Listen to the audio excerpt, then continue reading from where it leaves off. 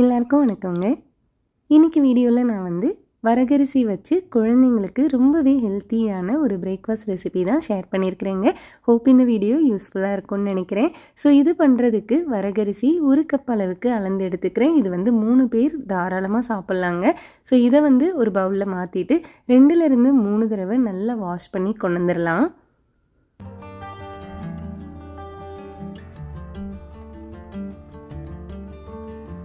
Wash பண்ணிவிட்டு முழுகிற அளவுக்கு தண்ணி சேர்த்து இதை குறைஞ்சது 8 மணி நேரம் நான் ஊற வைக்க போகிறேங்க. மோஸ்ட்லி நான் பார்த்திங்கன்னா நைட்டு ஊற வச்சுருவேன். அப்போ தான் காலையில் நமக்கு பிரேக்ஃபாஸ்ட் செய்கிறதுக்கு ரெடியாக இருக்கும். ஸோ காலையில் பார்த்திங்கன்னா இந்த மாதிரி நல்லா இந்த வரகரிசி ஊறி போய் ரெடியாக இருக்குங்க. இந்த அளவுக்கு ரொம்ப அப்படியே புஸ்துன்னெல்லாம் இருக்காது. இந்த அளவுக்கு நல்லா ஊற வச்சு எடுத்தோன்னா இந்த ஃபைபர்லாம் நல்லா ஊறுறதுனால நமக்கு டைஜஷன் ஈஸியாக நடக்குங்க. ஸோ இப்போது இதிலேருந்து தண்ணியை வடிச்சிடலாம். நான் ஒரு வடிகட்டிக்கு கீழே தட்டு வச்சுட்டு இந்த ஊற வச்ச வரகரிசியில் இருக்கிற தண்ணியை வடிய வச்சிடுறேன். இது வடிஞ்சிட்டு இருக்கட்டும்.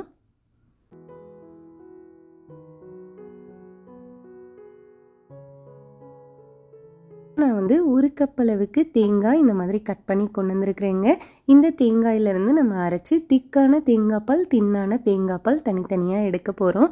ஸோ ஃபஸ்ட்டு ஒரு பெரிய மிக்சி ஜாரில் இதை சேர்த்துட்டு நான் முதல்ல அரைச்சிட்டு வந்துடுறேங்க. அரைச்சிட்டு வந்தால் நல்லா அப்படி துருவின தேங்காய் மாதிரி நமக்கு கிடைக்கும். இதில் கொஞ்சம் வெதுன்னு இருக்கிற வெந்நீர் சேர்த்து நம்ம அரைச்சோன்னா நமக்கு நல்ல திக்கான தேங்காய் பால் ஃபஸ்ட்டு பிழிஞ்சு எடுக்கும்போது நமக்கு கிடைச்சிருங்க. ஸோ நான் 1 கப் தண்ணி சேர்த்து இப்போ அரைச்சிட்டு வந்துட்டு இந்த மாதிரி ஒரு வடிகட்டி கீழே பாத்திரம் வச்சுட்டு அரைச்ச அந்த தேங்காயை இதில் சேர்த்துட்டு நம்ம அப்படியே அழுத்தி எடுத்தோன்னா திக்கான தேங்காய் பால் நமக்கு கிடைச்சிரும். பிகினர்ஸ்க்காக தான் கொஞ்சம் டீட்டெயிலாக நான் சொல்லியிருக்கிறேங்க. ஸோ இந்த பால் பிழிஞ்சு எடுத்துட்டு இப்போ மீதி இருக்கிற இந்த தேங்காயை திரும்பவும் சேர்த்து 1 கப் தண்ணி சேர்த்து இந்த மாதிரி நம்ம 2லேருந்து 3 தடவை நமக்கு கிடைக்கிற பாலோட திக்னஸை பொறுத்து நம்ம அரைச்சி பிழிஞ்சு எடுத்துக்கலாங்க. முதல்ல எடுத்த பாலை மட்டும் நம்ம தனியாக வச்சிடலாம். இது நமக்கு கடைசியாக தான் தேவைப்படும். இப்போ தண்ணியாக எடுக்கிற தேங்காய் பால் எல்லாத்தையும் நம்ம தனியாக பிழிஞ்சு எடுத்துக்கலாம்.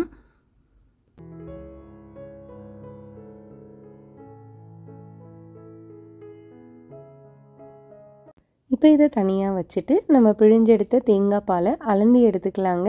நம்ம 1 கப் அளவுக்கு வரகரிசி எடுத்துருக்கோம் இல்லையா, 2 கப் அளவுக்கு தின்னான தேங்காய் பால், 1 கப் அளவுக்கு திக்கான தேங்காய் பால் நம்ம இப்போ எடுத்து வச்சுருக்கிறோம். அளந்து பார்த்தா கரெக்டாக இருக்குது. நம்ம ஒருவேளை இதுக்கு எக்ஸ்ட்ரா பால் தேவைப்பட்டாலும் நம்ம நார்மல் மில்க் கூட சேர்த்துக்கலாங்க. இப்போ இதை எடுத்து தனியாக வச்சுக்கலாம். நான் என்னென்ன சேர்த்துருக்கோங்கிறத டீட்டெயிலாக நான் டிஸ்கிரிப்ஷன் பாக்ஸில் கொடுக்குறேங்க.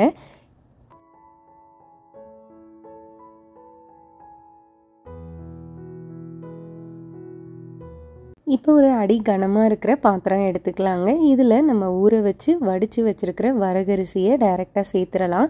சேர்த்துட்டு நம்ம எடுத்து வச்சுருக்க தண்ணி தேங்காய் பால் இருக்கு இல்லையா, தின்னான தேங்காய் பால் நம்ம 2வது 3வது தடவை பிழிஞ்சு எடுத்தது, அதை டைரெக்டாக இந்த வரகோடு சேர்த்துடலாங்க.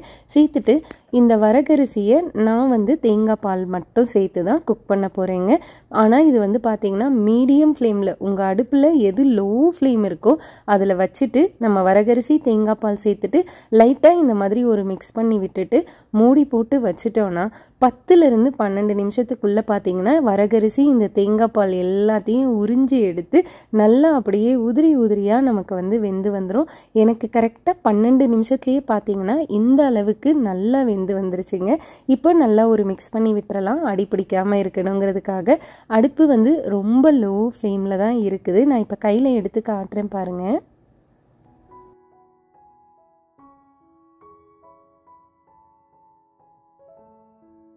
வரகரிசியை அப்படியே மூடி வச்சுருக்கிறேங்க. இன்னும் நான் அடுப்பை ஆஃப் பண்ணலை. ஏன்னா இதில் இன்னும் கொஞ்சம் இன்க்ரீடியன்ட்ஸ்லாம் நம்ம ஆட் பண்ண போகிறோம். பழுத்த வாழைப்பழம் 1 இல்லைன்னா 2 எடுத்துக்கலாங்க. நான் இது பெரிய வாழைப்பழமாக இருக்கிறனால 1 இந்த மாதிரி ரஃப்பாக கட் பண்ணி எடுத்துக்கலாம். உங்களுக்கு எப்படி வேணுமோ அப்படி கட் பண்ணிக்கோங்க. ஏன்னா நம்ம இதை வேக வைக்க தான் போகிறோம். இந்த மாதிரி நான் கட் பண்ணி எடுத்துக்கிட்டேன்.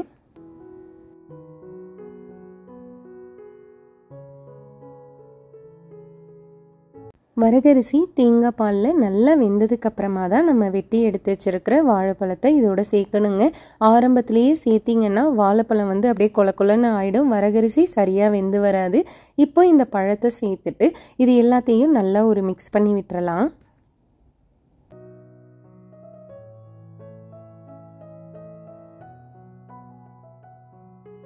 பழத்தை சேர்த்து நல்லா மிக்ஸ் பண்ணதுக்கப்புறம் நம்ம கடைசியாக எடுத்து வச்சுருக்கிற திக்கான தேங்காய் பால் இருக்கு இல்லையா, இந்த ஸ்டேஜில் இப்போ நம்ம வந்து இதை ஆட் பண்ணிடலாங்க. சேர்த்துட்டு எல்லாத்தையும் நல்லா ஒன்று சேர கலந்து விட்டுறலாம். வரகரிசி வந்து தேங்காய் பாலை இழுத்துட்டே இருக்குங்க. அது கொஞ்சம் கெட்டி ஆக ஆக நம்ம இந்த மாதிரி கொஞ்சம் அப்படியே தளர பண்ணிக்கிட்டே இருக்கணும். இப்போ திரும்பவும் மூடி போட்டு ஒரு 2 நிமிஷம் இது வந்து அப்படியே அந்த சூட்டிலேயே இருக்கட்டும். 8லேருந்து 10 பாதாம் நான் ஊற வச்சு தோலெல்லாம் எடுத்துட்டு இந்த மாதிரி பொடியாக கட் பண்ணி கொண்டு வந்துட்டேங்க. இப்போ இதையும் இதோட சேர்த்துடலாம்.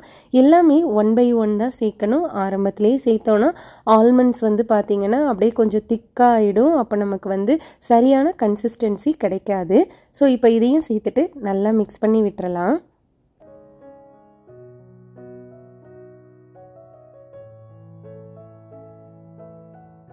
இப்போ இதில் ஒரு 1/4 ஸ்பூன் அளவுக்கு உப்பு சேர்த்துக்கலாங்க. உப்பு சேர்க்குறதுனால எல்லா சுவையும் உங்களுக்கு வந்து கொஞ்சம் பேலன்ஸ் ஆகி வரும். ஸோ சேர்த்துட்டு நல்லா மிக்ஸ் பண்ணி விட்டுறலாம். கடைசியாக நான் வந்து காய்ச்சி ஆற வச்ச பால் வந்து சேர்க்குறேன். தேங்காய் பால் கிடையாது, நார்மல் மில்க் தான் சேர்க்குறேங்க. இங்கே வந்து எங்களுக்கு 2% மில்க்குன்னு கிடைக்கும், அதுதான் சேர்க்குறேன். உங்களுக்கு இந்த பால் சேர்க்க வேணாட்டி எக்ஸ்ட்ரா இன்னொரு கப் தேங்காய் பாலே சேர்த்துக்கலாம், இல்லைனா நார்மல் தண்ணி கூட சேர்க்கலாம். இது சேர்க்குறதுக்கான ரீசன் நல்லா அந்த க்ரீமியான டெக்ஸ்சர் நமக்கு கிடைக்குங்க, அதனால தான் சேர்த்துருக்குறேன். ஸோ சேர்த்துட்டு இப்போ இது வந்து அடுப்பை ஆஃப் பண்ணி அப்படியே வச்சிடலாம். இன்னொரு 8 பாதாம் நான் எடுத்துகிட்டு வந்திருக்கிறேன். இதை வந்து தோலோட இந்த மாதிரி ரஃப்பாக அப்படியே கட் பண்ணி எடுத்து வச்சுக்கலாங்க. இது நமக்கு கடைசியாக தேவைப்படும். பசங்களுக்கு வந்து அந்த வாயில் நறுக்குன்னு கடித்து சாப்பிடும்போது பிடிக்கும் இல்லையா, அதுக்காக தான் என் பொண்ணுக்கு பிடிக்கும், அதனால இதை கட் பண்ணி எடுத்து வச்சுட்டேன். அடுத்ததாக பேரிச்சம்பழம் இருக்கும் இல்லையா, அது வந்து ஒரு 8 பேரிச்சம்பழத்துலேருந்து 10 வரைக்கும் எடுத்துக்கலாங்க. விதையெல்லாம் எடுத்துட்டு இந்த மாதிரி உங்களுக்கு கையில் எவ்வளோ ஃபைனாக சாப் பண்ண முடியுமோ அந்த மாதிரி கட் பண்ணி எடுத்துக்கலாம்.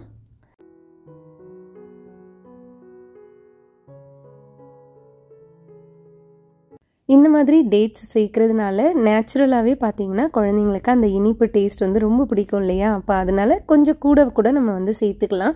நான் 8லேருந்து 10 எடுத்தால் கரெக்டாக இருக்கும்னு நினச்சி எடுத்துருக்குறேங்க. 1 கப் வரகரிசிக்கு இந்த அளவுகளோடு செய்யும்போது எல்லா டேஸ்ட்டுமே நல்லா பேலன்ஸ் ஆகி நமக்கு கிடைக்கும். ஸோ இப்போ நம்ம அடுப்பை ஆஃப் பண்ணி இந்த வரகரிசி வேக வச்சுருக்கோம் இல்லையா, இதை எடுத்துகிட்டு வந்தோன்னா இந்த மாதிரி நல்லா தளர இருக்குங்க. இதுதான் கரெக்டான பதமாக இருக்கும். இது வந்து நீங்கள் சின்ன குழந்தைங்களுக்கு கூட கொடுக்கலாம்.